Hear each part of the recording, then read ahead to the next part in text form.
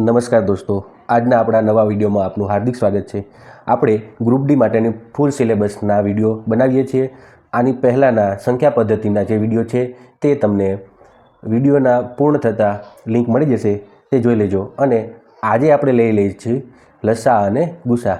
લસા અને ગુસા વિશેની પાયાના સૂત્રો આપણે જોઈશું, ત્યારબાદ તેના એક્ઝામ્પલ્સ આપણે જોઈશું જે ગ્રુપ ડીમાં ખાસ કરીને પૂછાય છે। મિત્રો, લસાનું પૂરું નામ થશે લઘુત્તમ સામાન્ય અવયવ।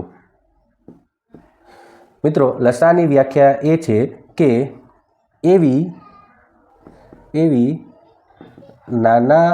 નાનામાં નાની સંખ્યા કે જે આપેલી સંખ્યાઓથી નિશેષ ભાગાકાર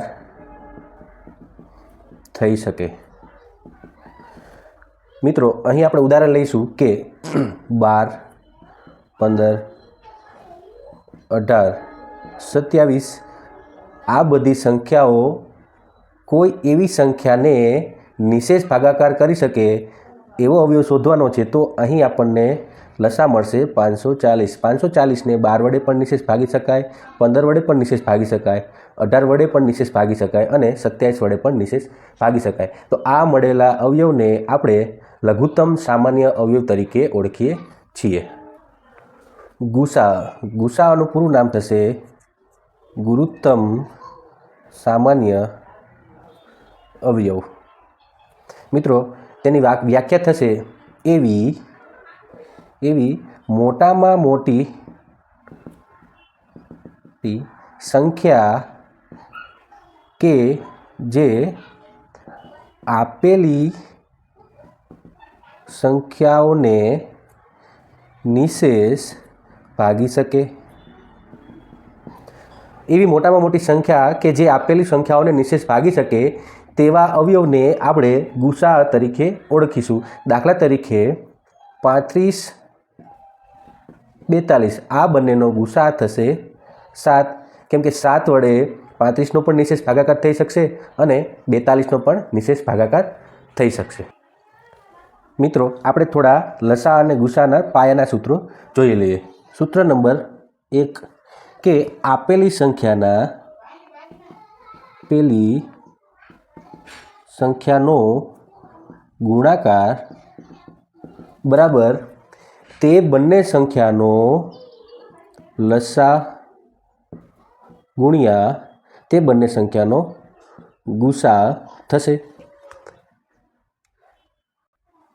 સૂત્ર નંબર 2, માનો કે આપેલી સંખ્યા xના છેદમાં y છે, તો આ સંખ્યાનો ગુસા લેવો હોય તો તેનું સૂત્ર છે કે અંશ છેદનો ગુસા બરાબર અંશનો ગુસા ગુરુત્તમ સામાન્ય અવયવ અને જ્યારે છેદનો લસા લેવામાં આવે છે। આવી જ રીતે ત્રીજું સૂત્ર છે xના છેદમાં y હોય તો અંશ અને છેદનો લસા લેવો હોય તો તેનું સૂત્ર આવશે કે અંશનો લસા